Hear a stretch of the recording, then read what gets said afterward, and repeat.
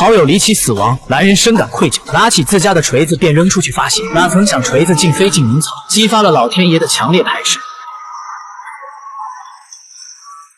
早上一条关于小镇的新闻令马格纳惊讶，鱼图工业老板的汽车昨晚被人砸坏，可他惊讶的是，锤身上竟刻着自家独有的标志。随后他在电脑上测量了两点之间的距离，天哪，居然有 1.5 公里！于是他又买了一把相同的锤子，蓄力向远方撇出，利用双腿测量着两点之间的距离。这次虽然没有之前那么远，但那也有541米了，这足以证明他拥有了超出凡人的能力。很明显，马格纳并不高兴，因为他怀疑之前好友伊索的死并不是意外，并且还有人偷偷潜入了他家。似乎在翻找着什么特殊的东西，可惜他现在并没有实质的证据。他找到伊索的父亲，想了解一些有用的线索，可对方目光躲闪，没有说出他知道的信息，甚至还一个劲的劝马格纳赶紧离开。马格纳不明白缘由，生气将他的车子推走。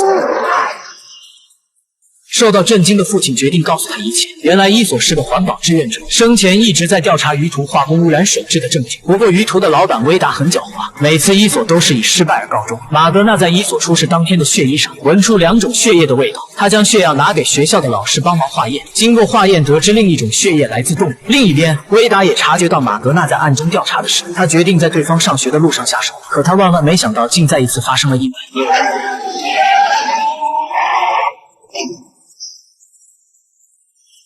亲眼目睹的威达开心的提前开香槟庆祝。很快马格纳也被送到医院，经过医生对他的全身检查，发现他的每一个骨骼都健康无异样，甚至连一个汗毛都没有损伤。当威达得知马格纳没事的消息，决定设下鸿门宴请他吃饭，想验证他到底是什么材料做的。